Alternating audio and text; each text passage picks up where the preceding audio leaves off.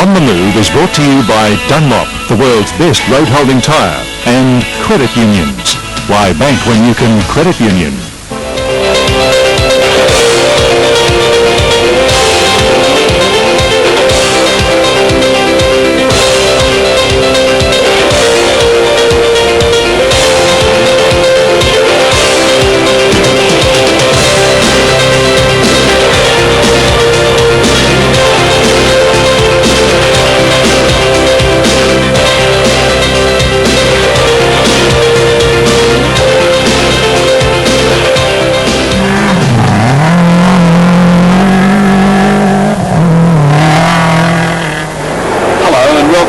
Special edition of On the Move on the Sydney Motor Show. I'm James Laing-Peach, and with Wayne Cantell, we're bringing you the very latest in trucking and motoring on video.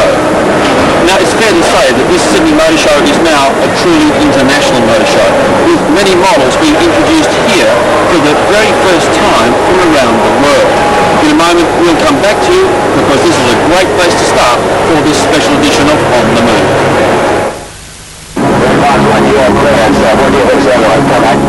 You might think tires are pretty boring, but if you had to land a Harrier jet on an aircraft carrier 338 meters long, you might think differently about the tires you wear. You wonder then why the U.S. Navy choose to fit Dunlop tires to their Harrier jets.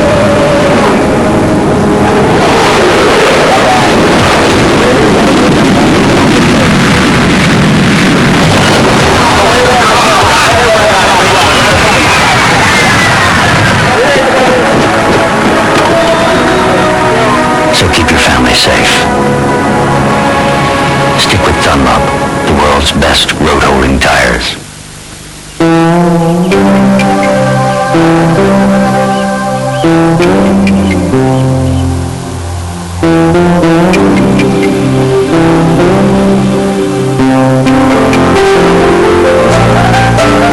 It's the new center of attention.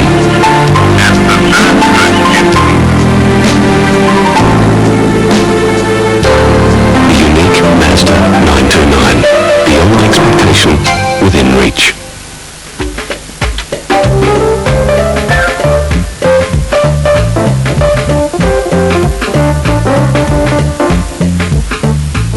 More than 30 new releases, 23 concept cars, gutsy action. It was all there, and a lot more than a flash in the pan. Arresting stuff with 250,000 visitors in 10 days. Recession, what recession?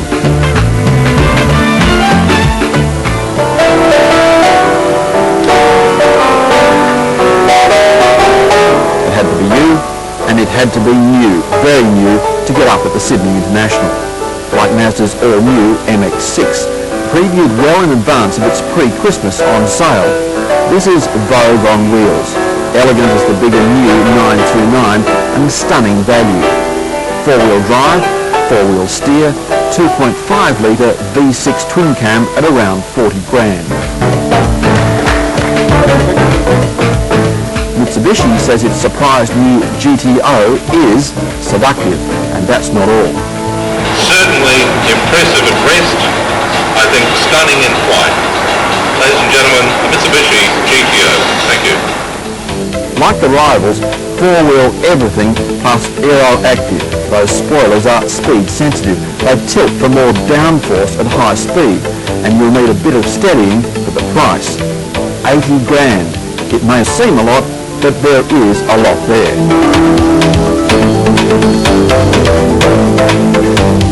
More modest, but a possible Celica beater, Honda's all-new Prelude, released in Sydney weeks ahead of the Tokyo show. A touch of Jaguar style, cloaks radical design. Now with electronic hyper four-wheel steer, as it's called, ABS brakes and airbags in the top SRS version.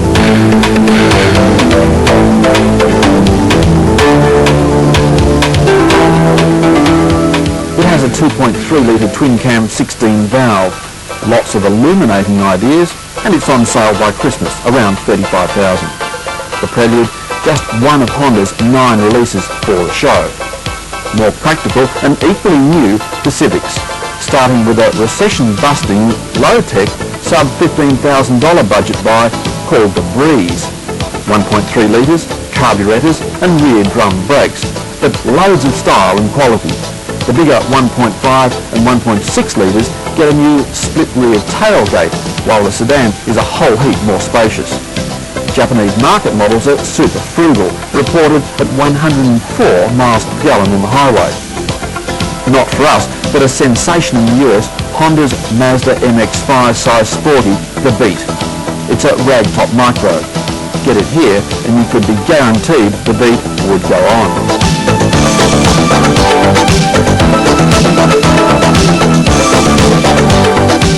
Suzuki stepped into the cafe set arena with the Cappuccino, an open-top micro dropping into the show at the very last minute, even before it had been seen in Tokyo. Not for sale, but it could come here in time. Also heralding the future for micro motoring, Toyota's AXV4, another concept car, but it can be driven. It's a featherweight green machine, friendly to the environment, with parts that can be recycled. A reality to see it on the road? In the next 5 or 10 years, certainly not in the next 2 or 3 years, but the technology's there, the two-stroke, the supercharging, the lightweight, the use of aluminium, all very beneficial for economy and also for CO2 and greenhouse gas emissions. So yes, 5 or 10 years I think would be a realistic time frame for this vehicle. High on alloys and carbon fibre, this supercharged two-stroke is ultra-economical. It's certainly not lacking. Compact disc and airbag safety are standard. But proving airbags aren't the future shock of safe motoring, the show bargain, the $45,000 Mercedes. It's enough to leave you breathless. Convinced? About the lowest priced airbag car here, the 180 meets questions of safety cost head on, paving the way for airbags in all cars. Hi, I'm Jo Kelly. It's fun, it's hot, it's the best thing in summertime motoring, and it's coming up for you in just a moment in On the Move.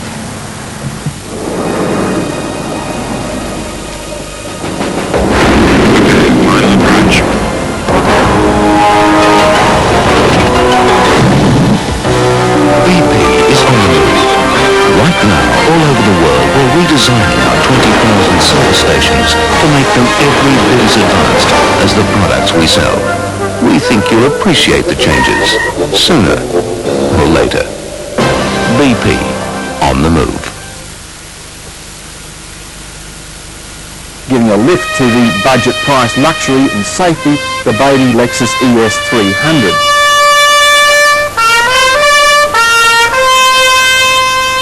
The big Lexus at $110,000 already has European prestige cars on the hop.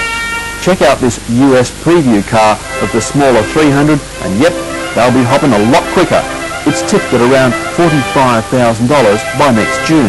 Airbags, compact disc, walnut and leather, quad cam 3-litre V6, it's all there and superb finish as well. One European that's already got the message is Pajero. This 205 SI 3-door hatch at 21 grand is mixing it with the Mazda Stina, Corolla Seeker and Civic. It lacks GTI sports suspension, but little else. Fellow Frenchie Renault, now part of Volvo in Australia, has also packaged quality and price, relaunching with the 19 TXE. Ford too reckons you don't have to throw out the baby with the bathwater. Its Korean-built Festiva is a Mazda 121 by another name, and that means lots of fun. Everyone's out to cut the cost of recession motoring, but that doesn't mean it's got to be boring. This is the new $13,000 Ford Festiva, and it's been all kitted out with some terrific gear, leather seats, leather steering wheel, and it's not costly. It's certainly not boring.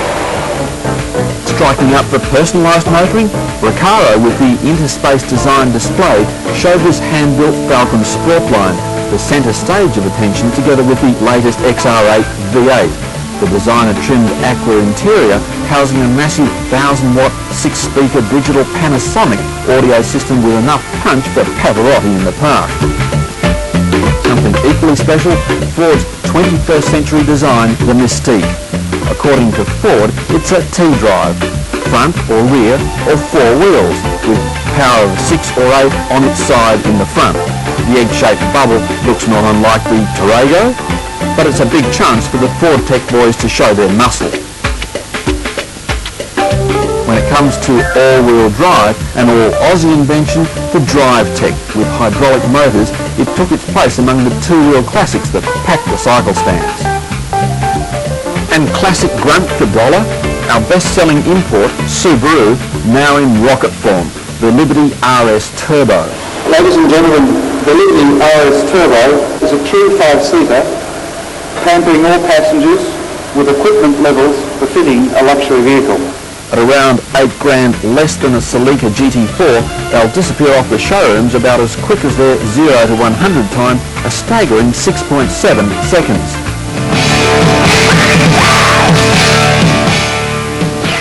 But when it comes to fair dinkum motoring, there's nothing like the latest from the General. Showing off their global expertise, the Cadillac Aurora, all-wheel drive and remote security. It pioneers a chromatic sunroof, the crystals dim automatically, and solar-powered phone. But there's nothing like a new Holden to get the crowd up. We'll be taking a closer look at some of those show stars that mean most to you, like the Commodore and Calibra, coming up in On the Move, plus lots more.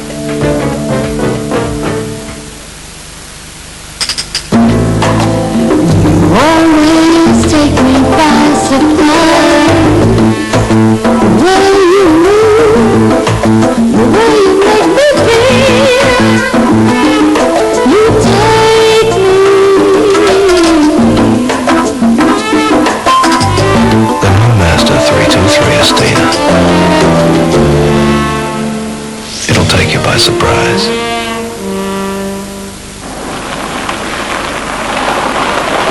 When it comes to road holding, in any conditions, wet or dry, nothing equals Dunlop. And when Dunlop says road holding, Dunlop means road holding.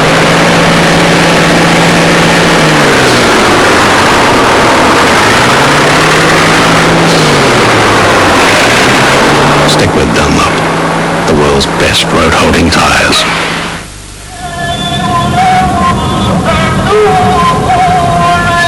Each year since the original Camel Trophy expedition of 1988, a group of dedicated four-wheel drive crazies has met in Kota Kinabalu, capital of the Malaysian state of Sabah, at the start of what's become known as the Trans-Borneo Safari.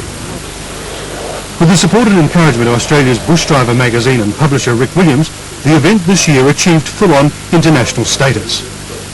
The Australian Bush Driver team Toyota headed up the cast, defending its title, won last year, against 3 teams from Japan's Four-Wheel Drive Association, independent teams from Indonesia, the United States and West Malaysia, and 7 Sabah teams. This year's event tasted the beginning of the wettest wet season on record in the land below the winds. For 3 weeks prior to the start, the heavens had dumped literally metres of rain throughout Sabah, and the 6 a.m. drive to the official start was to be no exception. Fortunately, the weather improved with the official flagging off by the mayor of Kota Kinabalu, and 2 hours later, as the first special competitive section started, the temperatures had soared to 40 plus, and the humidity had reached about 98%. The first stage, set just outside the city limits, attracted a good crowd of onlookers and set the scene for the next 10 days of trekking through lush tropical jungles, disused logging roads, and uncharted cross-country tracks. Mud, and even more mud.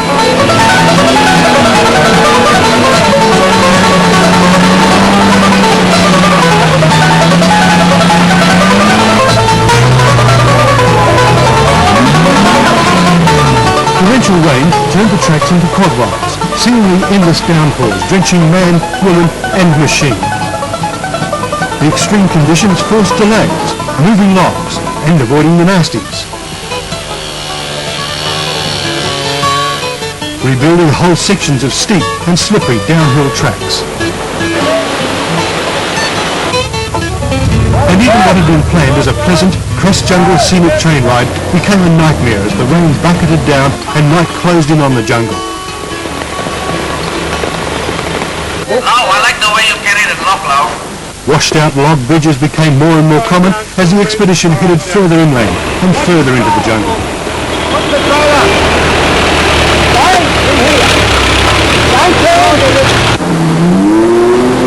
River crossings too became an integral part of the program and part of the competitive sections designed to sort the men from the boys before the end of the event.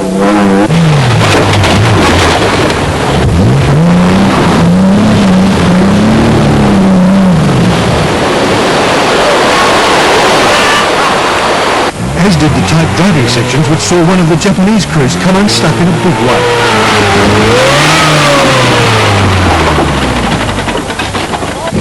The push driver Toyota rocketed home through the same section half a minute ahead of its nearest rival.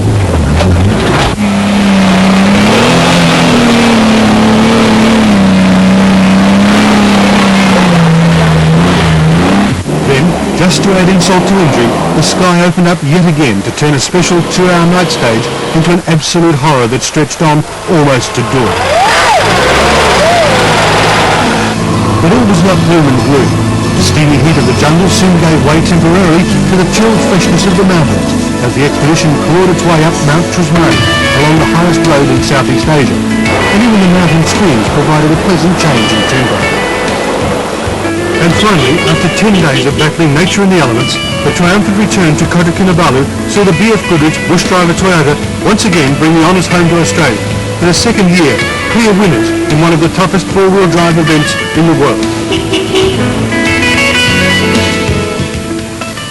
With sales the lowest in 23 years, it's this car, Australia's own Holden, that continues to prove GM can engineer a popular package. The new VP Commodore now puts independent rear suspension, advanced electronics, and a terrific security system within the reach of family motorists. Our objectives are to give it a fresh appeal, better value for money, reduced noise and vibration levels, so it's a very quiet car to run, and improved owner security. On the road, Holden has definitely stolen the thunder from Falcon with the ride and handling of IRS, independent rear suspension. It's standard on the luxury Calais, optional on some other models. Prices are similar to the superseded VN. They're around half to 1.2% dearer, but cleverly set below comparable Falcons. So the new VP really does offer a lot more for no great price increase. The other big advantage is reducing servicing costs, a benefit of the new computer systems. Holden Wise really has got smarter. Service intervals can be extended, the service time can be reduced, and of course diagnostic time will be dramatically reduced, and that will result in cheaper servicing for the customers. So this is a story of improvements beneath the skin. It may look the same, but there is far greater added value, particularly with electronics. Overall, there's a feeling of spaciousness and it's very sumptuous and comfortable. But what's interesting is items like when you open the door at night, the headlights automatically turn off. There's speed-sensitive steering on a computer that means that as the car's speed rises, it gets sharper. Along with the windscreen wipers, in rain, they shift the rain faster as speed rises. All very intelligent stuff that unquestionably does add to the value of the car. If there is a downside, it's ironically the suspension. The super comfortable independent system is also soft, but there are heavy-duty option packs. I definitely opt for the regular 5-link suspension with country pack for rural use, especially with the V8 and wagon. There's a boosted FE2 sports pack for the IRS models. Overall, the new VP Commodore, a big improvement. Terrific technology flow-on for real consumer gains, and proving Australia's own continues to profitably produce successful big cars for a big country.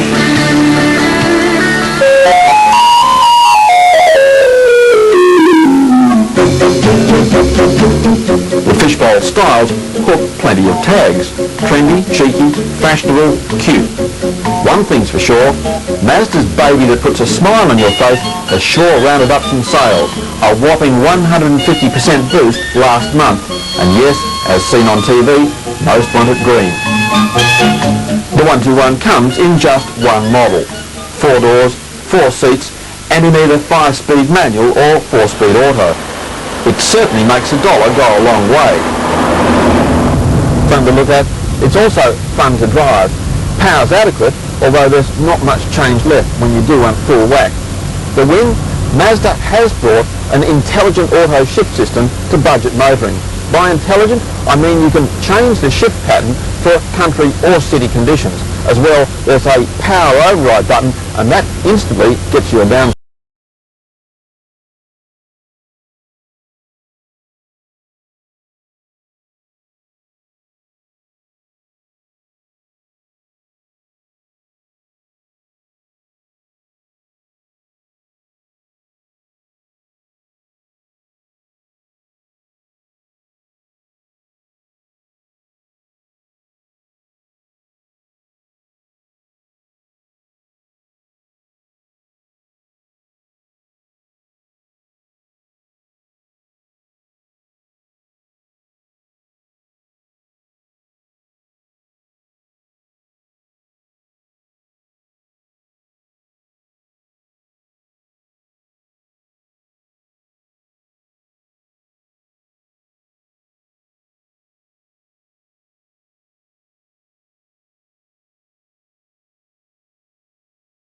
Sports car like a Porsche. In fact, it was Porsche that started this style of moulded body panelling.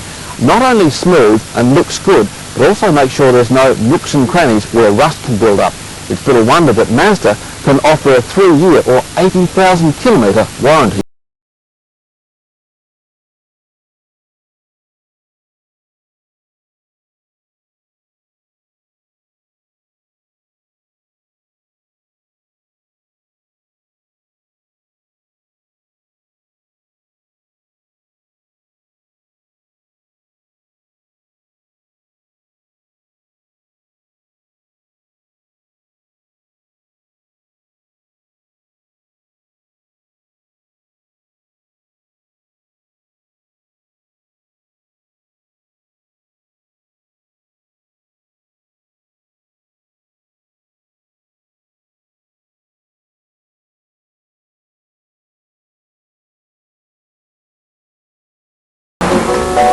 Mazda's also making big strides in luxury motoring. It's getting very serious. Just how serious depends not only on price and quality, but also image. Now, if it helps the Mazda people to know, the doorman at this prestige hotel thought this their latest 929 luxury car was in fact a Mercedes. But it's a new lineup of prestige models that's set to cause turmoil.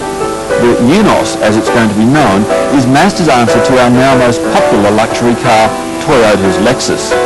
So far, Unos is only a name, but by the end of 1992, Mazda expects to sell 6,000 in completely new showrooms around Australia. A range of cars from compact sports, the MX-3, to luxury sedans. What we're looking at is not just the short term, but the medium to long term. And I think if we look at the industry and the direction that is taking with lower duty rates, we would anticipate that the real price of motor vehicles will in actual fact be coming down from probably about 1992 onwards. It's hot, it's on the move, and it's coming up next. Hi, I'm James Laing-Peach, and this is A Bargain. If you're looking for a new or used car, we can help. The credit unions asked me to write this book, The Car Buyer's Guide, to help you find the car that's right for you. And if you want a car loan, the credit unions have got some more good news. It's called a cash buyer car loan. It's a pre-agreed loan that puts a cheque in your pocket that's as good as gold. The bargaining power of cash in a cheque, and no nasty surprises because you already know your monthly payments in advance. See the credit union and get this helpful buyer's guide free. Credit union cash buyer car loans. Drive a better deal.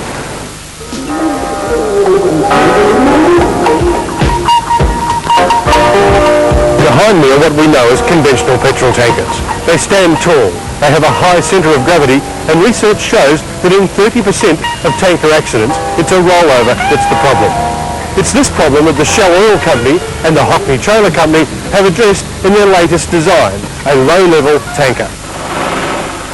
This is probably one of the worst things you could ever wish to see, an accident involving a petrol tanker which has burst into flame. The potential for disaster is horrifying. And it's a very real prospect, not only with tankers, but throughout the heavy transport industry.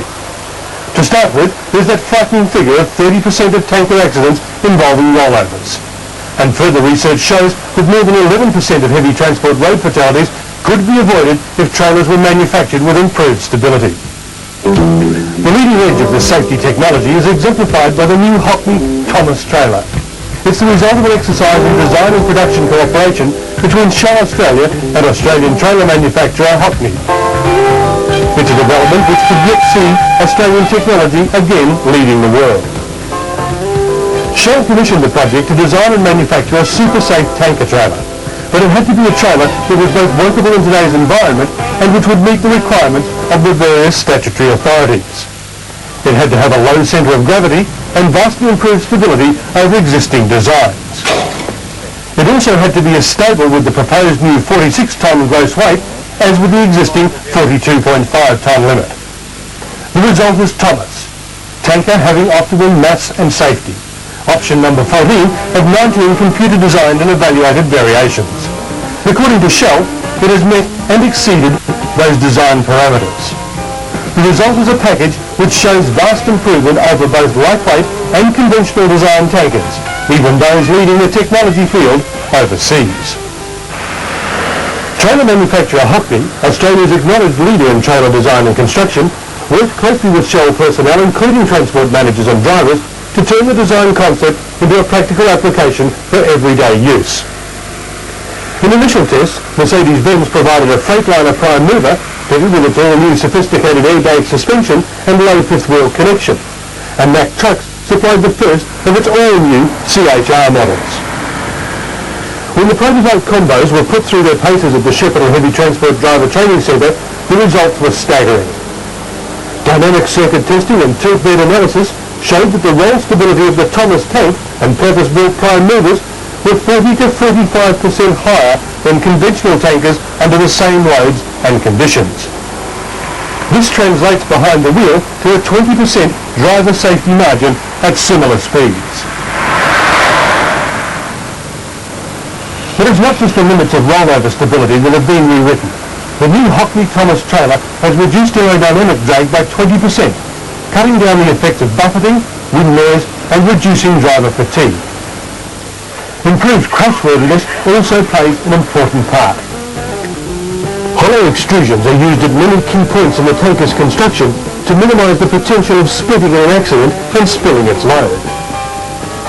Operator-friendly design features include high-level hydraulic and electrical connections to prevent fouling in tight turns, a new, deep, low-level bumper bar carrying all statutory signage, curved rear tanker end with vortex cavity to minimise drag and buffeting of following vehicles, special storage compartments for fire extinguisher, hoses and loading equipment, all under side skirts that lift in sections supported on gas struts for easy access. And the important has-chem signs can be covered or uncovered at the lifting of a flap. On top of the tank is a vastly improved and redesigned access inspection hatch which simplifies basic maintenance procedures. In all, the Hockney Thomas trailer is a commitment to safer highways and improved road usage from two leading lights in Australia's heavy transport industry.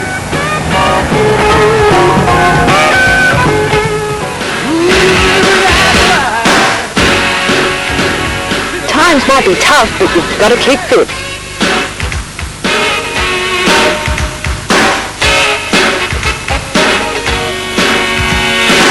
On the road, you need to keep in good shape, and it's cars like these that'll have a mortgage on fun motoring this summer. And buyers are hot for this. Toyota's Paseo, the 1.5-litre four-seat coupe.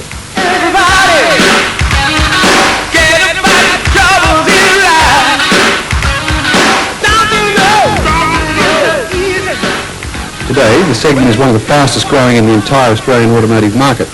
Not surprisingly, Paseo will have a particularly high proportion of private buyers, around 80%.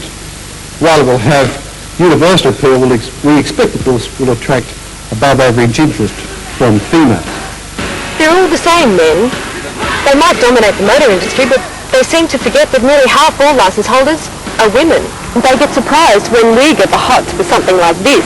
It's stylish and performs.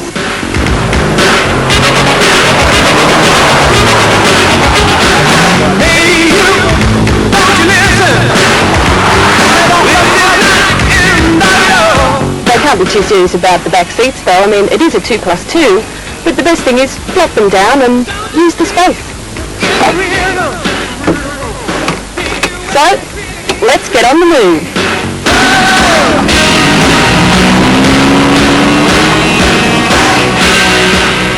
On the Move checked out the Paseo media launch and yep, you guessed it, most there than men. But what about the guys from Clio and Cosmo? Well, if Toyota wants to know what I think, it's noodle, it has plenty of power, and if Toyota's plane's hold up, it should be very easy on fuel. Go berserk and put your foot down, there's certainly enough power, around 100 horsepower to give you a wild ride. And don't worry about the wide tyres, 185 Optimas, because power steering's standard and that keeps it all in good shape. The Paseo's all about lifestyle, and even if you are all out of puff, a few tricks add to the colour. No doubt he's got what rates when it comes to this trophy. Neatly timed for the media preview. Toyota feels it's into maximising strength with special body steel and user-friendly handling with computer gears. I think it's got enough good tricks to get Earth and Senna interested, and I'd take it in any one of the 7 colours.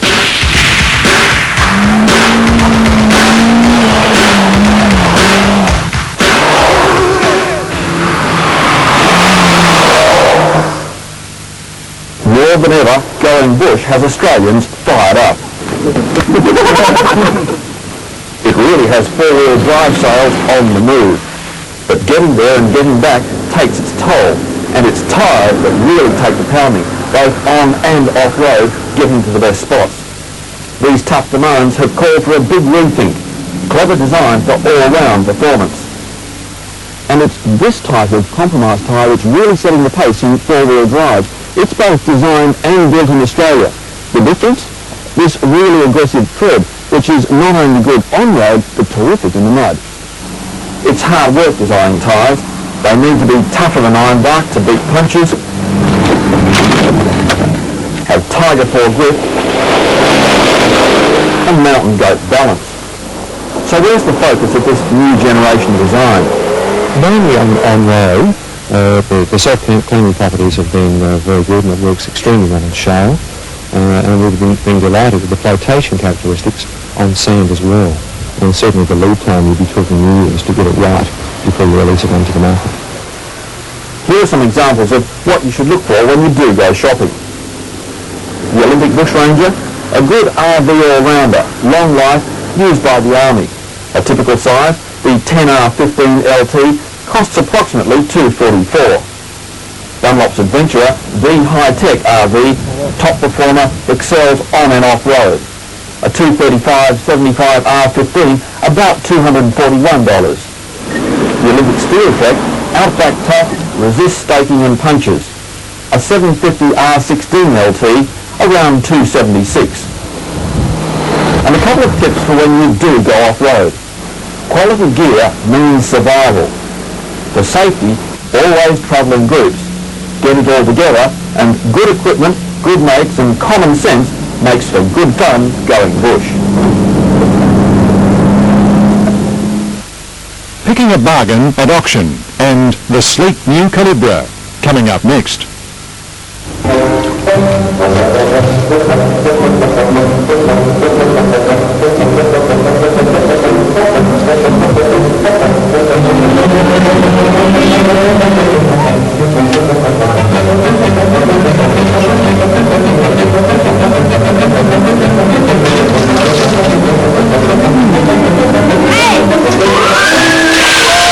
It's good, clean fun.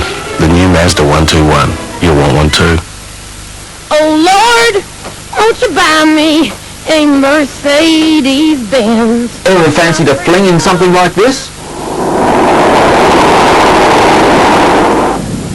This is the world's most versatile sports car, the $250,000 Mercedes 500 SL. Enough to raise both the blood pressure and the roof. And that's just what it did for 6,000 enthusiasts who packed Sydney's Holden Pavilion last month for the auction to end all auctions. Those people sitting in along that alleyway, if you don't move, come over here or do something, there's going to be a riot behind you, please move. A hose out by accountants and finance companies awash with exotic car bailouts.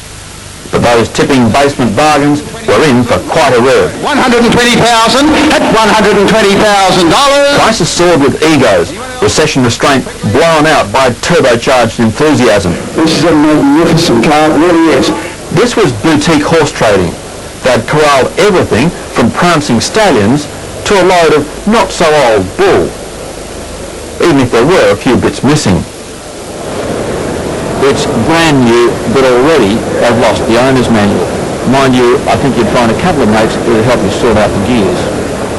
No book and no compliance plate meant it went for more than 40 grand less than the identical silver anniversary Lamborghini Cantell, the night's top bid. At $315,000. At $315,000. $315,000. Thank you. This was once-in-a-lifetime stuff. Motoring's glitterati, mixing it with the Gucci set. A few hard-nosed car dealers keeping it honest. For Sydney's top auctioneers, Pickles, it was a real coup. And a coup of another type? This James Bond machine, an 86 Lotus Esprit Turbo. It went for 77 grand. Did you want it? At 77. Experts reckon these 61 lots averaged at least 10 grand more than tipped. So much for the recession. Someone's still got money out there. $74,000.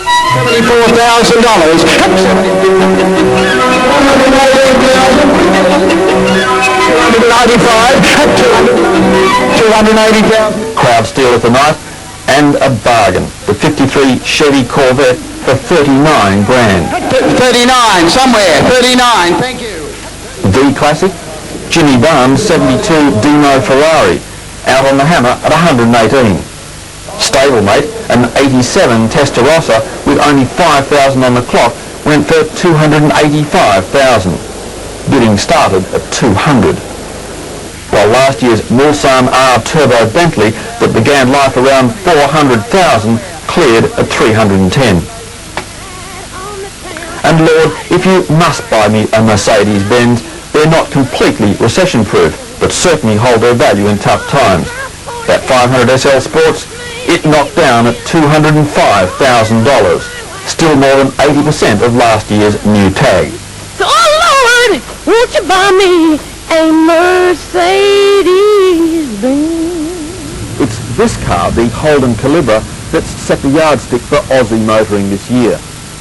The sharp edge of European technology at a Japanese price. It's refreshing to drive, an original design, and the Calibra is original. The styling's a knockout. As well, it makes the very best of conventional suspension design before computers took over.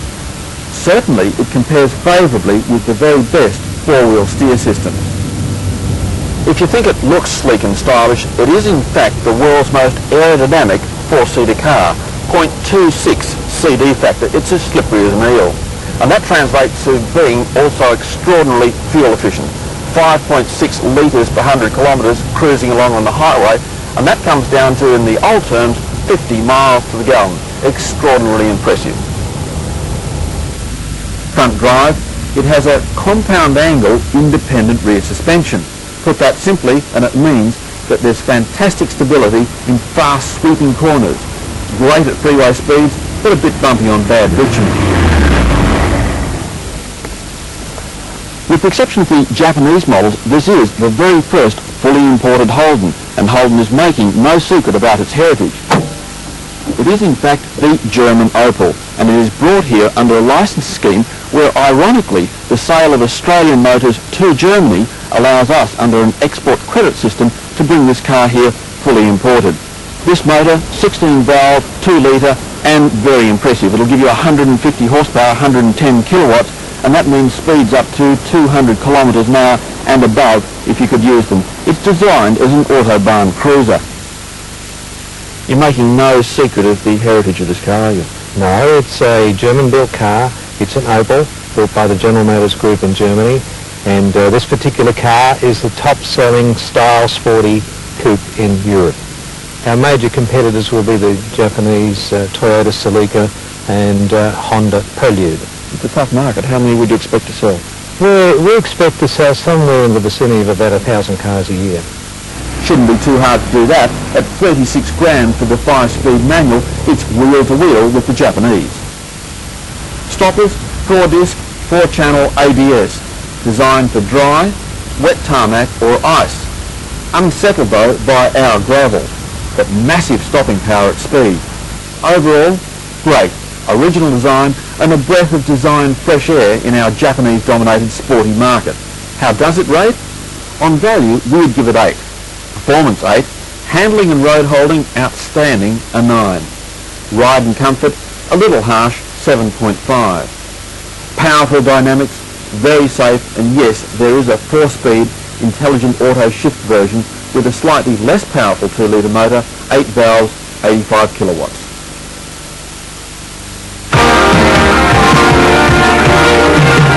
It's this model, the family Camry, that's making big waves for Toyota's popularity and its top Aussie-built quality.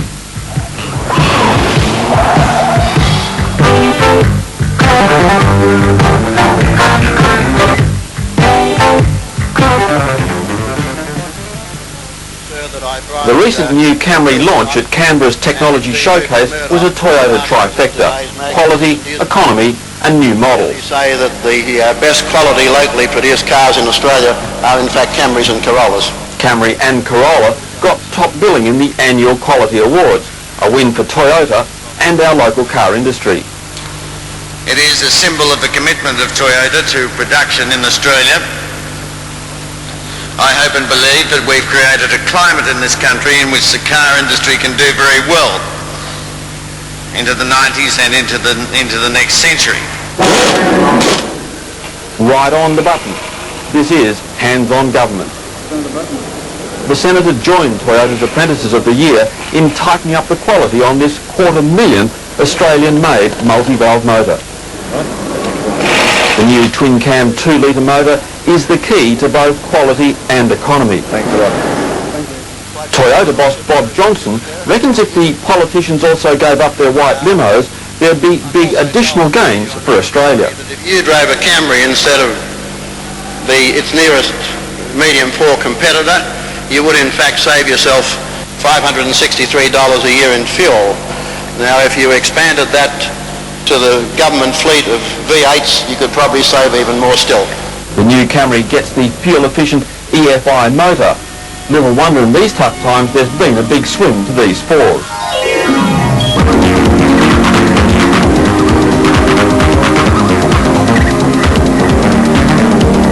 Out on the nearby Canberra police track, more good fuel news. Camry race driving twins Neil and Rick Bates had just clocked up 1,600 kilometres in 24 hours for a new class economy record. That's a remarkable result. I've got 46 miles to go in here for the 24 hours, and that really shows that the people that are switching to the compact size 4-cylinder cars, 18%, are really going to get a lot more for their motoring dollar.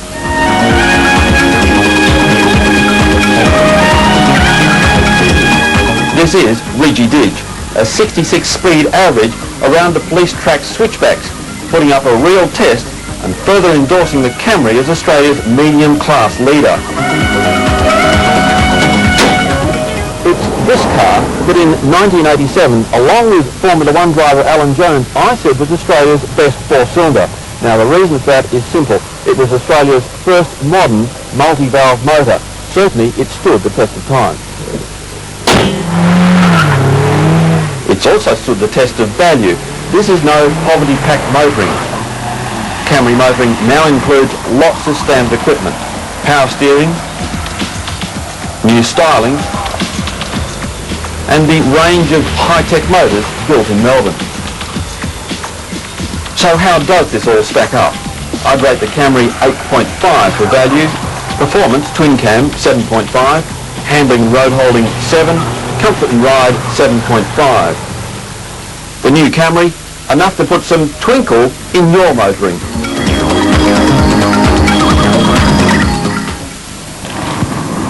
Flip Cam catches World Rally Champ Carlos Sainz at work in the office after the break. You might think tires are pretty boring, but if you had to land a Harrier jet on an aircraft carrier 338 meters long, you might think differently about the tires you wear. You wonder then why the U.S. Navy chose to fit Dunlop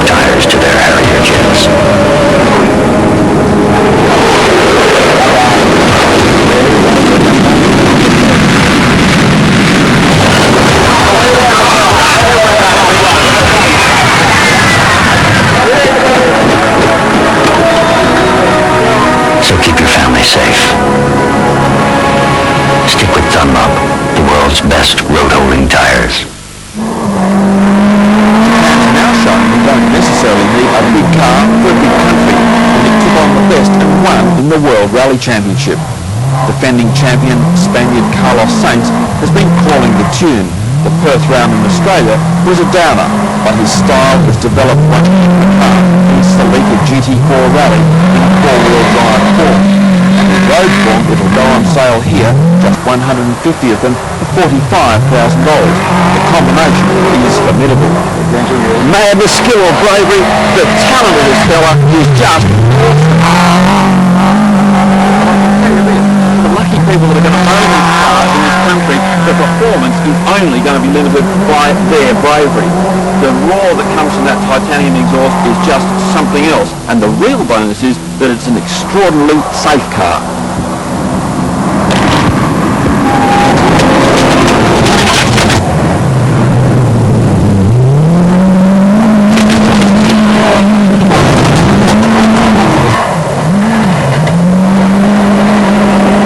Each car bears the world champ's autograph, yet enthusiast adrenaline pumping in the car park.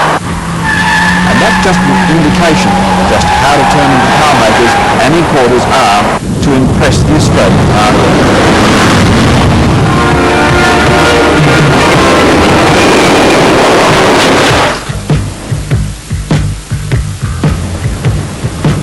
The new Magna looks great. It could be a smart European car, a BMW or a Pajero. It is Australia's best-selling four-cylinder. This new 91 car has an all-new body and bigger interior. The wing? It's almost as big as the Commodore or Falcon. In fact, there's more front seat room that offers four-cylinder motoring economy.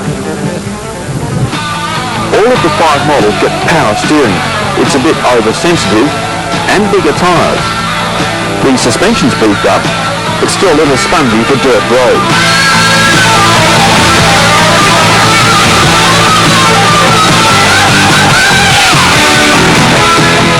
Inside there's a quality feel, not overdone, neat switches and gauges, and it's very quiet with a super smooth ride. How does it rate? The Magna Executive Auto, nearly $23,000. On value, I'd give it 8. Performance, 4-cylinder, 6.5. Economy overall, 7. Ride and comfort, very good, 8. So worth investing in the 91 Magnas? Well, they're a blue chip return when it comes to quality and comfortable motoring on a budget. The new Mitsubishi Pajero, the four-wheel drive, was set to put a cat amongst the pigeons. The replacement of the aging Pajero was probably due 3 years ago. But Mitsubishi, with typical thoroughness, waited until they were convinced they had the product right.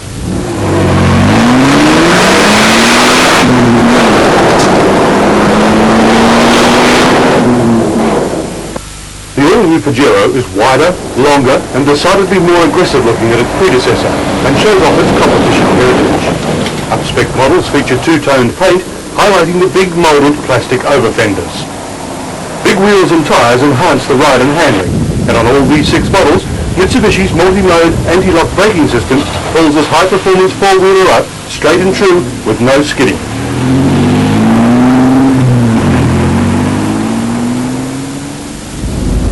Forget the cosmetics. The real secret of the Pajero's potential success is the amazing Super Select system. That's the transmission that allows you to select two-wheel drive or constant four-wheel drive on the move at anything up to 100 kilometers an hour.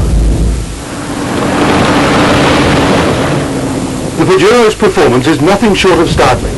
It's a 100-mile-an-hour machine on any surface, a surefire indicator of Mitsubishi's Paris-Dakar and Australian safari experiences.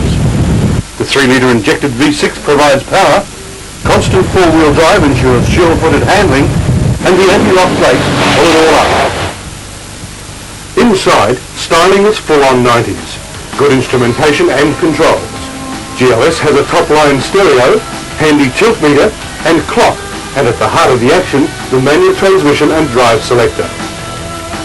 An extra power socket leaves the lighter free, and a rear electric dip lock is optional. The shift selector not only selects 2 or constant four-wheel drive, but also high and low range plus center dip lockup. Other options include cruise control, power windows, sunroof, and a three-way electronically controlled suspension that actually works. Out the back, a huge rear door, mounted on big solid hinges, gives access to the rear luggage compartment. Most touches are the neat but comprehensive toolkit in the door, and the extra power socket and magnetic-backed emergency light in the rear quarter panel. The Mitsubishi's only real disappointment is its headlights. They're totally inadequate for the high-performance potential provided by the powerful 109 kilowatt 3-litre V6 multi-point fuel-injected engine under the bonnet. Ratings? Performance, I'd give it 9 out of 10.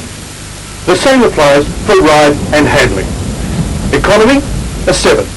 And value for money? Another 9. Your next car? The future shock of motoring at the Tokyo Motor Show.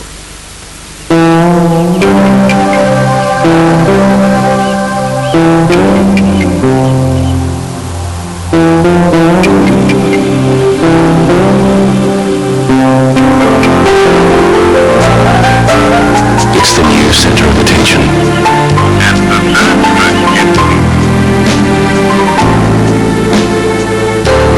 The unique Mazda 929. Beyond expectation, within reach.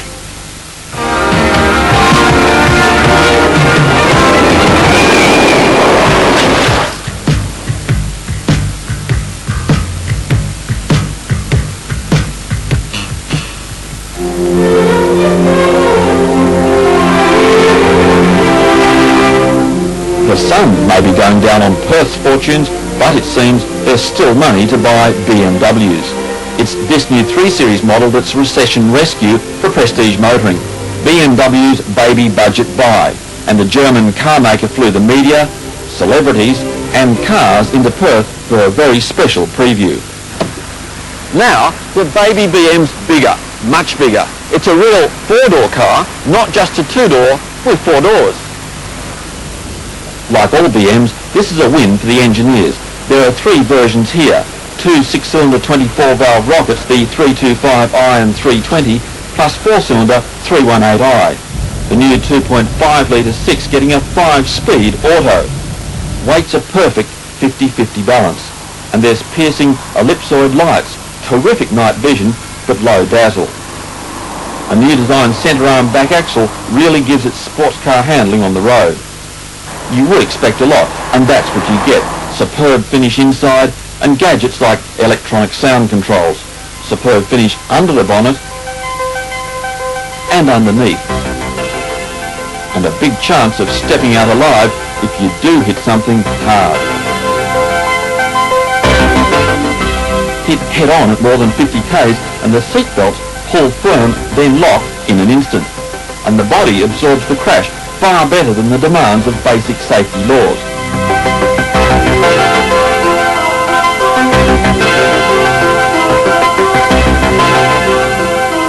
In fact, the technology standards of this latest BMW overall elevate motoring thinking, the result of thousands of hours in design, development and testing.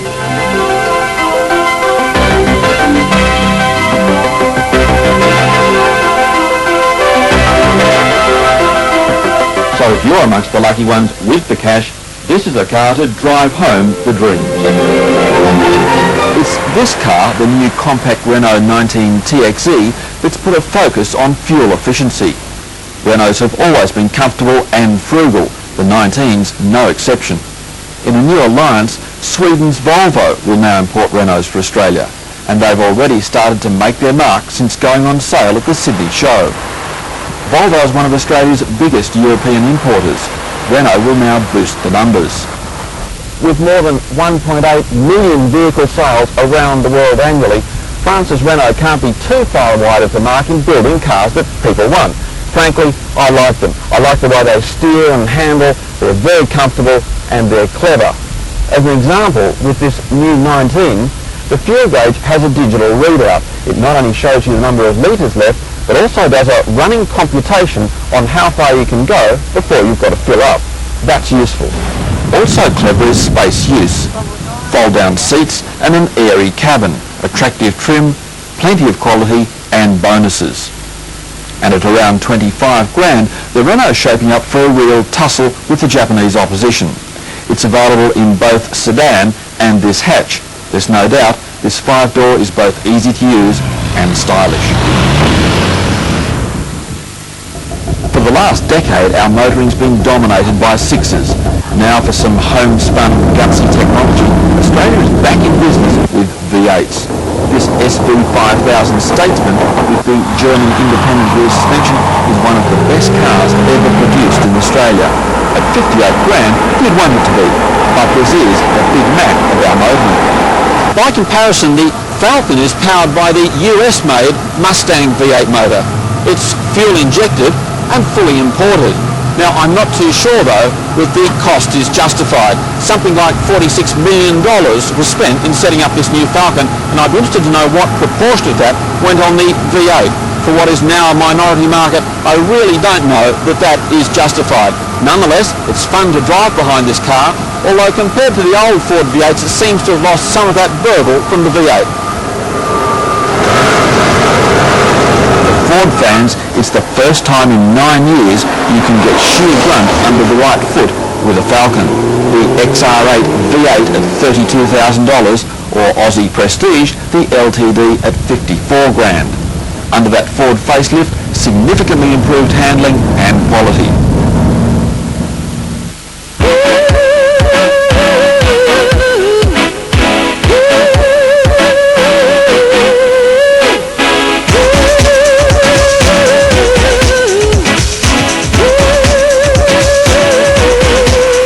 Motoring's future shock. For the first time ever, a Japanese car maker is set to take market leadership in Australia. Also for the first time ever in any market outside Japan. And these are the machines that'll be setting the trends.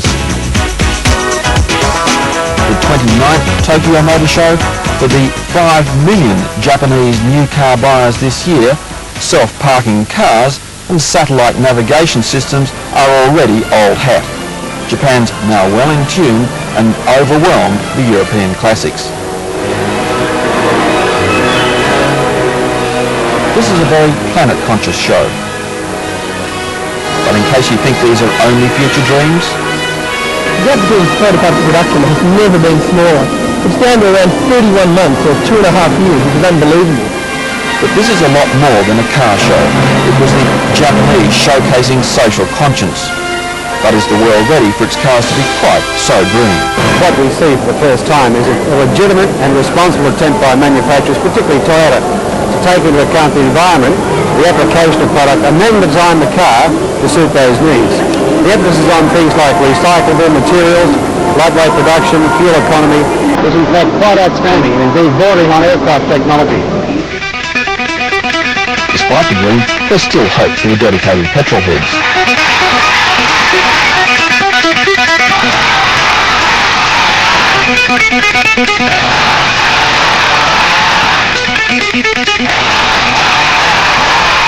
Even life in the centre lane's on the move.